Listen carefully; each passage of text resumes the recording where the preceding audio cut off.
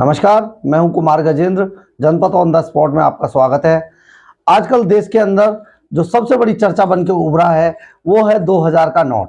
जी हां, 2000 के नोट ने जिस तरीके से राजनीतिक दलों को, ब्लैक मार्केट करने वालों को और देश के दुश्मनों को जिस तरीके का हाई वोल्टेज 2000 वोल्टेज का झटका दिया है वो बहुत ही जबरदस्त है।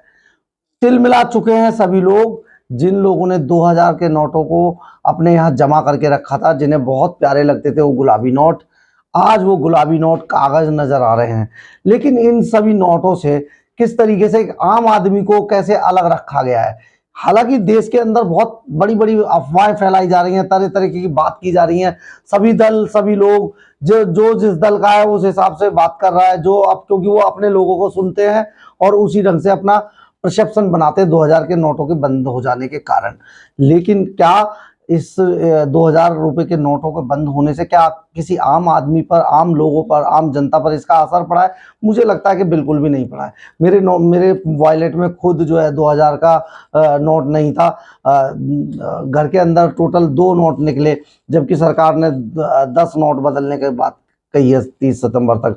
30 सितंबर तक एक बहुत जरूरी बात यह है कि सरकार ने यहां बहुत क्लियर किया है कि आप नोट, अगर 2000 के नोट आपके पास हैं तो उनको बदलने के लिए आपको 10 नोट रोज बदल सकते हैं। लेकिन अगर आपको अपने अकाउंट में नोट जमा कराने हैं तो वो आप कितने भी कर सकते हैं। अगर आप गलत आदमी नहीं है, आपने गलत ढंग से काला धन इकट्ठा नहीं कर रखा है, अगर आप ब्लैक मार्केटिंग में नहीं सक्रिय हैं, अगर आप कच्चे पे काम नहीं करते हैं, तो आप आराम से नोट अपने अकाउंट में जाकर जमा कर सकते हैं। इसमें कोई कोई संशय वाली बात नहीं है, बहुत क्लियर किया है सरकार ने। लेकिन अगर आपने 2-2 हजार, आप हवाला कारोबारी हैं, आप ब्लैक मार्केट वाले लोग हैं जो कच्चे में काम करते हैं, देखा जाएगा तो बड़े जो हमारे यहाँ के बाजार हैं उनमें ज्यादातर काम आज भी डिजिटल हो जाने के बावजूद, सरकार जब बार बार कहती है कि डिजिटलाइजेशन कर दिया गया है, आप डिजिटल पेमेंट कीजिए, उसके बावजूद कच्चे पर काम होता है। कच्चे पर मतलब पर्चियां लिखकर काम होता है। पर्ची लिख दी, 20 लाख रुपए भिजवा दो, 20 लाख आ गए। तो ये जो कच्चे का काम था, इन लोगों को बहुत भारी झटका लगा है, बहुत बड़ा झटका लगा है, ब्लैक मार्केट वालों को बहुत बड़ा।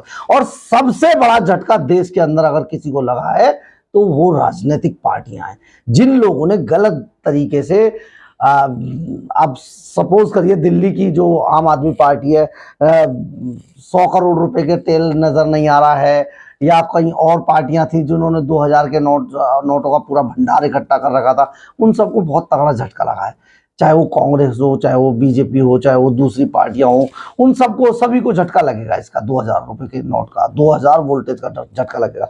लेकिन आम आदमी पर इस 2000 के नोट बंद हो जाने का कोई असर नहीं होने वाला है।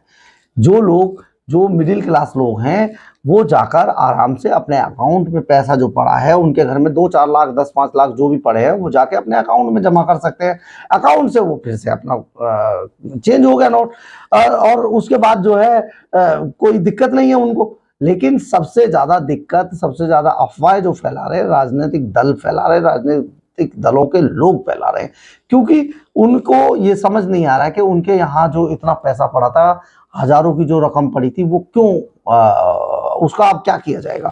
तो हम आपको ये बता दें कि आरबीआई की अपनी एक रिपोर्ट है, जो रिपोर्ट बताती है कि 2000 रुपए के तकरीबन 1 लाख करोड़ से ज्यादा वैल्यू के नोट सर्कुलेशन से गायब हो चुके थे। उनका पता नहीं चल रहा था। 1 लाख करोड़ से ज्यादा 2000 रुपए के नोट, जी हाँ, दोबारा सुनिए, 1 लाख करोड़ से ज्यादा वैल्यू के 2000 रुपए के नोट सर्कुलेशन से गायब थे। उनका पता नहीं चल रहा था वो गए कहां। इसके अलावा ये सारे नोट जो है ब्लैक मार्केट में तब्दील हो चुके थे, लोगों ने या तो जमा कर लिए थे या ब्लैक मार्केटिंग में लगे थे। और इसी तरीके से 500 के नोट, 8 लाख करोड़ से ज्यादा वैल्यू के 500 के नोट गायब थे सर्कुलेशन से। ये जो बड़ा आंकड़ा था, इसका समझ नहीं आ रहा था कि रिजर्व बैंक आरबीआई क्या करे कि ये नोट सामने आए। जो ये सारा जो नोट जो गायब हुआ था, ये ब्लैक मार्केट और अवैध धंधों में शामिल लोगों की तिजोरी में बंद हो चुके थे।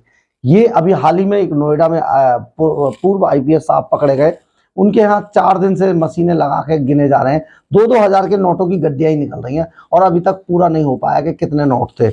अभी वो ये धंधा चल रहा है उनका, ये अभी गिने जा रहे हैं। तो आपको इसी बीच में आपको एक और बात बताएं कि ये सारी चीजें आरबीआई अपने नोटों पर नजर रखती है और जो नोट खराब हो जाते हैं उनको डिस्ट्रॉय भी कर देती है। तो हम बताते हैं कि आरबीआई कैसे कैसे अपना पूरा सर्कुलेशन का, जो नोट सर्कुलेशन का काम करती है वो क्या है। आरबीआई के 4 जगह पे नोट छापे जाते हैं। आरबीआई के जो तरफ से जो नोट छपते हैं वो महाराष्ट्र के नासिक में छपते हैं, मध्य प्रदेश के देवास में छपते हैं, कर्नाटक के मैसूर में छपते हैं और पश्चिम बंगाल के सालबनी इलाके में इनकी प्रेस है जहां पर ये नोट छापे जाते हैं। आरबीआई नोट छापती है और इनके सर्कुलेशन के लिए 19 शहरों में आरबीआई की करेंसी 19 शहरों से इशू होती है। इसके अलावा विभिन्न बैंकों की 3054 ब्रांचों के जरिए बैंकों को नोट दिए जाते हैं और वो सर्कुलेशन में आते हैं। ये एक तरीका है उनका। लेकिन इसके पीछे जो कहानी एक और भी बताई जा रही है और सामने भी आ रही है, क्योंकि पिछली बार 30 अक्टूबर 2016 में नोटबंदी हुई थी। तो नोटबंदी 2 अक्टूबर में हुई और फरवरी 2017 में चुनाव होने थे। आप समझिए इसका ताल्लुक कैसे हुआ।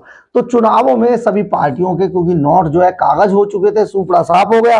अब इसी तरीके से एक बार फिर इसको लिंक किया जा रहा है कि 30 सितंबर के बाद अक्टूबर में जो है 4 राज्यों के, जहां मध्य प्रदेश, राजस्थान, छत्तीसगढ़ और के चुनाव जो है आएंगे, जो जिनका नोटिफिकेशन अक्टूबर में जारी कर दिया जाएगा। यानी कि इस बार भी यह नोटबंदी राजनीतिक दलों पर भारी पड़ने वाली है। तेलंगाना से होते हुए ये पूरा रास्ता लोकसभा चुनावों तक जाएगा। अब सवाल ये पैदा होता है कि क्या इतनी बड़ी रकम के 2000 के नोट गायब हो गए थे या राजनीतिक दलों ने छिपाकर अपने ब्लैक मार्केट की तिजोरी में बंद कर दिए थे? ये एक बड़ा सवाल है। तो चाहे कुछ भी हो, आपको हम एक और बात बताते थे। हमारे सोर्स ये बताते हैं कि खुफिया एजेंसियों को ऐसी शिकायत मिली थी, ऐसी रिपोर्ट मिल रही थी, इनपुट मिल रहे थे कि पहले जो फेक करेंसी का जो धंधा था वो Karachi to Nepal via India होता था। ये रूट था कि कराची में प्रेस लगाई हुई थी, वहां पर आईएसआई की प्रेस में नोट छापे जाते थे और नेपाल टू इंडिया वो सर्कुलेट किए जाते, भेजे जाते थे। लेकिन अब आईएसआई ने, पाकिस्तानी खुफिया एजेंसी आईएसआई ने अपना रूट चेंज किया है और ये रूट जो बॉर्डर स्टेट्स हैं, जो बॉर्डर स्टेट्स हैं पंजाब और राजस्थान की तरफ से इनका अब रूट है और दूसरे भी अन्य तरीके हैं जिनके जरिए नोटों की, नकली नोटों की ये खेप जो है इंडिया में खपाई जा रही है।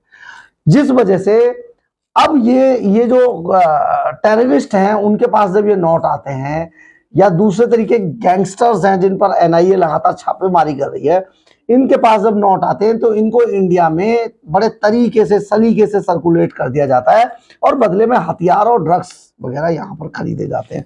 तो ये भी एक बहुत बड़ा तरीका है। ये इनपुट्स खुफिया एजेंसियों की तरफ से सरकार को लगातार मिल रहे थे। अब समझिए सरकार ने अगर आईएसआई के मंसूबे पर, क्योंकि पड़ोसी देश पाकिस्तान बिल्कुल बर्बाद हो चुका है आज के समय में, वहां पर करेंसी का बुरा हाल है, वहां पे खत्म हो गई है अर्थव्यवस्था, तो उनका सबसे पहला अटैक इंडिया पर होना है इसको बचाने के लिए। और वो क्योंकि बड़े नोटों पे होता है सबसे ज्यादा, उसे बचाने के लिए ये इंडियन गवर्नमेंट ने एक बड़ा कदम उठाया है। इसको बजाय राजनीतिक पार्टियों के या राजनीतिक चश्मे से देखने के, देश की जनता को अपने चश्मे से देखना चाहिए कि ये फायदेमंद है, नफा का सौदा है या नुकसान का सौदा है। अब सोचना आपको है। हमने आपको ये सारी चीजें, तस्वीर साफ कर दी है। जय हिंद, जय भारत।